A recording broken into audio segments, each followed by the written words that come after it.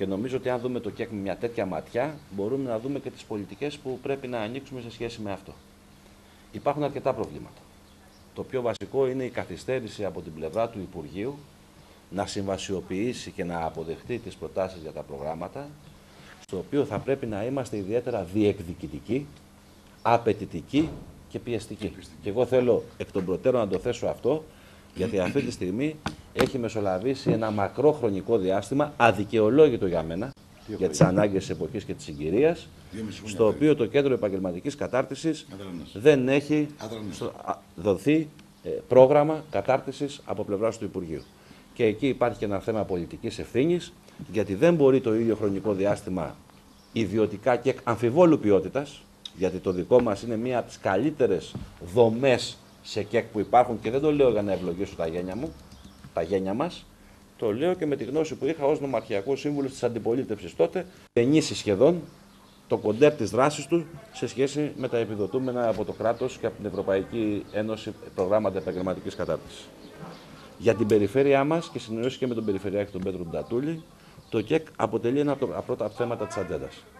Και για αυτό το λόγο ήδη κάναμε την πολιτική παρέμβαση που απαιτείται και στο Γενικό Γραμματέα, αλλά θα χρειαστεί και όλο το Διοικητικό Συμβούλιο και στην Υπουργό, την κυρία Κατσέλη, υπό την αιγίδα της οποίας βρίσκονται τα κέντρα επαγγελματικής κατάρτισης, ώστε να διεκδικήσουμε τα μέγιστα για τον νόμο. Δεν είναι μόνο η επιδότηση που παίρνει κάποιος εκπαιδευόμενος από το Κέντρο Επαγγελματικής Κατάρτισης, που είναι και αυτό σημαντικό όμως για τη συγκυρία που είμαστε.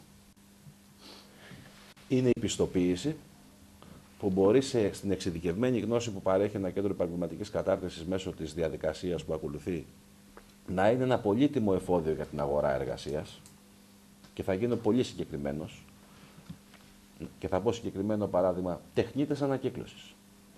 Υπήρχε πρόγραμμα τεχνητών ανακύκλωσης, το οποίο δυστυχώς δεν πήρε το ΚΕΚ Κορινθίας, το πήρε άλλο ΚΕΚ που δεν έχει τις μονάδες ανακύκλωσης που έχει η Κορινθία, και το οποίο είναι μια νέα ειδικότητα που θα μπορούσε να δημιουργήσει πιστοποιημένους πολίτες, πιστοποιημένους ανθρώπους στην αγορά εργασίας, που θα μπορούσαν να στελεχώσουν τις αρκετές μονάδες ανακύκλωσης που έχουν δημιουργηθεί ή είναι υποδημιουργία στο νομό Κορινθίας.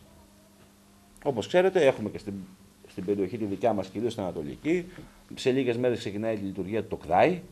Χρειάζονται αυτές οι μονάδες ανακύκλωσης εξειδικευμένους τεχνίτες. Είναι ένα πρόγραμμα που κακώς, κατά τη γνώμη μου, οι υπεύθυνοι του Υπουργείου δεν το έδωσαν στην Κορινθία, που σε επίπεδο Πελοποννήσου έχει τη μεγαλύτερη συγκέντρωση μονάδων ανακύκλωσης από οποιαδήποτε άλλο νομό.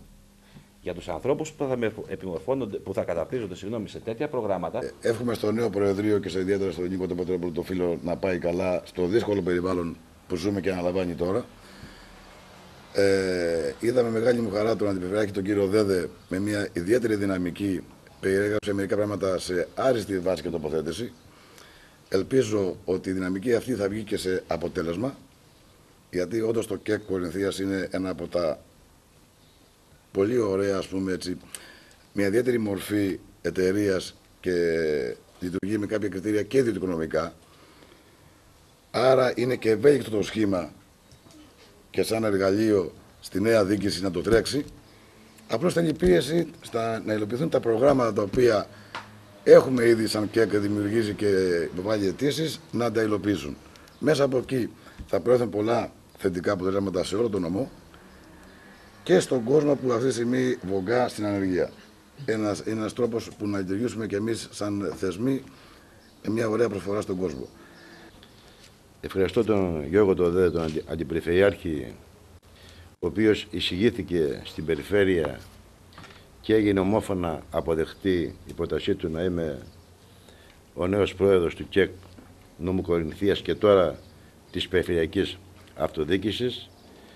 Και όπως είπε ο Κώστας ο Ρωμανός, αναλαμβάνουμε το νέο ΔΣ σε μια δύσκολη για τη χώρα μας οικονομική συγκυρία και οι ευθύνες είναι μεγάλες και ευελπιστώ με το νέο Διοικητικό Συμβούλιο να ανταποκριθούμε στις ανάγκες και στις προσδοκίες του λαού της Πελοποννήσου και προκειμένου των συμπολιτών μας στο νομό Κορινθίας. Νομίζω η κυρία Πυργάκη εξήγησε λεπτομερώς με την οποία έχω συνεργαστεί και στο παρελθόν, τη λειτουργία του ΚΕΚ και τι είναι το ΚΕΚ. Βεβαίως είπε και ο Αντιπεριφερειάρχης για τα θέματα της ανεργίας. Είναι κέντρο κατάρτισης και επιμόρφωσης. Θα ρίξουμε το βάρος λοιπόν, επειδή σήμερα και στην Κορινθία υπάρχει μεγάλο πρόβλημα ανεργίας. Βέβαια η ανεργία δεν λύνεται με τα προγράμματα, όμως είναι μια ανάσα, θα έλεγα, για αυτούς που είναι έξω από την αγορά εργασίας για αρκετά χρόνια. Οφείλουμε λοιπόν το νέο ΔΣ, το οποίο θα συνέρθει άμεσα, κύριε Πυργάκη, για την Πέμπτη θα τους καλέσεις, για να βάλουμε το μπούσουλα πώς θα προχωρήσουμε από εδώ και πέρα. Η οποία έχει γύρω στα 2 δις και πάνω χρηματοδότηση και η απορρόφησή της αυτή τη στιγμή είναι σε μηδενικό σχεδόν. Έτσι, είναι ένα μεγάλο νούμερο, ας το πούμε έτσι, από το οποίο πρέπει να στοχεύσουμε και να διεκδικήσουμε. Η μέχρι τώρα πορεία του ΚΕΚ ήταν στραμμένη προς την κατάρτιση, γιατί είναι άλλο η κατάρτιση, άλλο η διαβίου μάθηση. Παρεμφερεί, αλλά τη μεν κατάρτιση την είχε το Υπουργείο Εργασίας, τη διαβίου μάθηση την έχει το Υπουργείο Παιδείας. Εμείς πρέπει να στοχεύσουμε προς αυτή την κατεύθυνση κυρίως, γιατί εκεί είναι και τα πολλά χρήματα που δεν είναι μόνο να τα απορροφήσουμε, έτσι, και το μεγάλο στίχημα επίσης για το ΚΕΚ είναι και ήταν και είναι η σύνδεσή του με την αγορά εργασίας. Συνειδητοποίησα και παγίωσα στη σκέψη μου τη μεγάλη ιδιαίτερη σημασία που έχει το ΚΕΚ για την προσφορά υπηρεσιών στους συμπολίτες μας, ιδιαίτερα στην περιοχή μας. Θεωρώ ότι θα πρέπει να εντείνουμε τις προσπάθειές μας ως νέα διοίκηση του ΚΕΚ στην ενημέρωση των συμπολιτών, πραγματικά το τι μπορεί να τους προσφέρει.